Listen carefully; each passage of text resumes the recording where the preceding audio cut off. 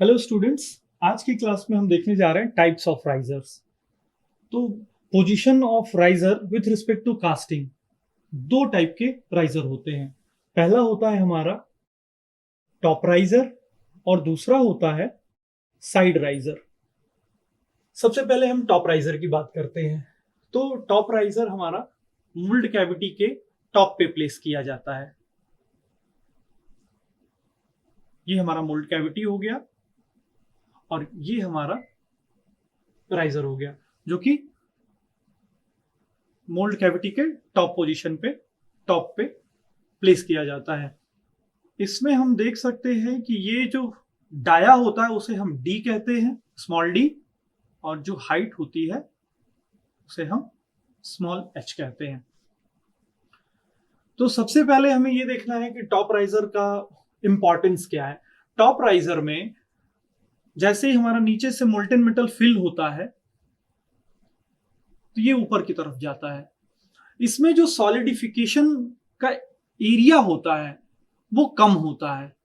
कैसे, देखिए, ये पर्टिकुलर एरिया से सॉलिडिफाई होगा हमारा राइजर, लेकिन ये जो पर्टिकुलर एरिया है यहां पे भी मोल्टेन मेटल है और यहां पे भी मोल्टेन मेटल है, यानी ये पर्टिकुलर एरिया केवल सॉलिडिफिकेशन के लिए ओपन है। अगर हम बात करते हैं इसके सरफेस एरिया की, तो सरफेस एरिया का फॉर्मूला हो जाएगा, सबसे पहले ये टॉप वाला एरिया, ये क्या हो जाएगा, ये हो जाएगा पाई डी स्क्वायर बाई 4 या पाई आर स्क्वायर बोल सकते हैं हम। आर स्क्वायर को डी स्क्वायर बाई 4 लिखते हैं, प्लस ये साइड वाला एरिया पूरा जिससे कि हीट ट्रांसफर हो रही है, तो सरकमफरेंस ले लेते हैं हम लोग ऊपर का 2 पाई आर या पाई डी, और उसे इस हाइट में हम लोग मूव करा देते हैं, तो ये पूरा सरफेस एरिया आ जाएगा।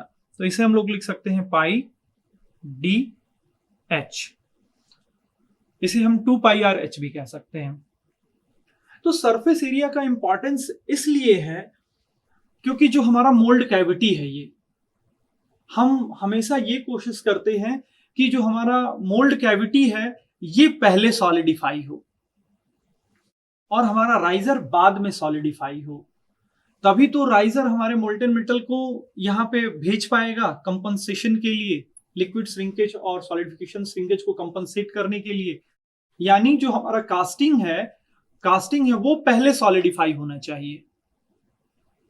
इसीलिए हम सरफेस एरिया को कैलकुलेट कर रहे हैं कि जो सरफेस एरिया हमारे पर्टिकुलर टॉप राइजर का होना चाहिए वो कम होना चाहिए। कम अगर सरफेस एरिया रहेगा तो वो हीट धीरे धीरे रिलीज करेगा, यानी सॉलिडिफाई देर से होगा। अब बात करते हैं साइड राइजर की। ये हो गया हमारा top riser. Top riser mould cavity के टॉप पे प्लेस किया जाता है। अगर हम लोग साइड राइजर की बात करें,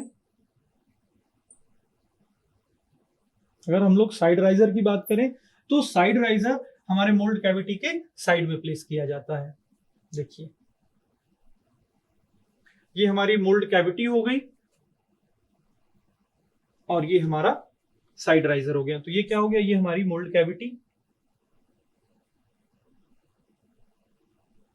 ये हमारा मोल्ड कैविटी हो गया और ये हमारा साइड राइजर हो गया।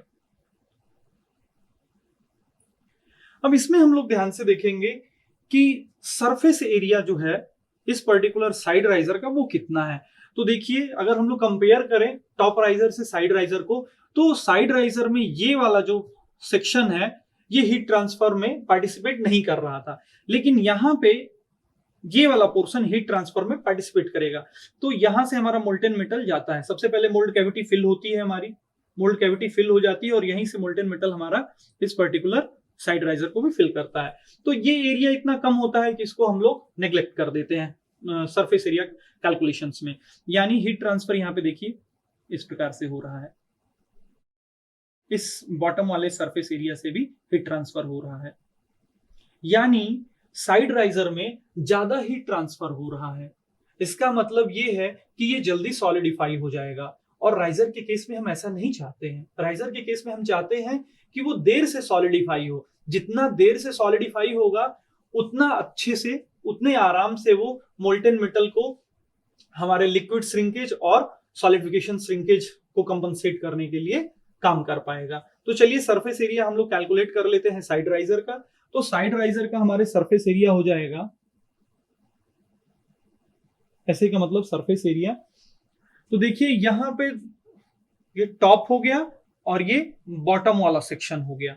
तो यहाँ पे ये पाई आर स्क्वायर और ये पाई आर स्क्वायर, दो एरिया हो गए, ऊपर और नीचे दो सर्कुलर एरिया हो गए। तो इसको हम लोग लिख लेंगे, जैसे यहाँ पे एक था केवल तो पाई डी स्क्वायर बाई 4 लिखा था, तो यहाँ पे दो हो गए, तो ये हो जाएगा 2 into pi D square by 4 plus, अब यहाँ पे फिर हमें ये सरफेस एरिया फाइंड आउट करना है, इस सिलेंडर का हमें ये सरफेस एरिया फाइंड आउट करना है।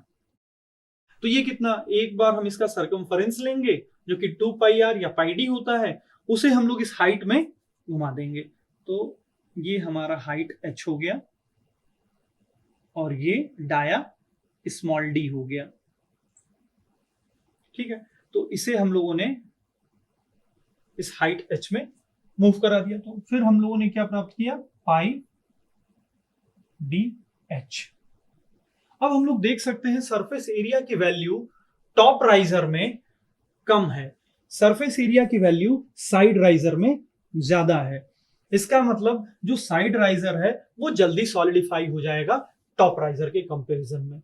इसका मतलब हमें टॉप राइजर ज्यादा बेनिफिशियल हमारे लिए साबित होगा। यानी अगर हमें यूज करना है किसी भी कास्टिंग में राइजर को, सिलिंड्रिकल राइजर को, तो हम लोग टॉप राइजर को प्रेफरेंस देंगे। That's all for today's class. Thank you.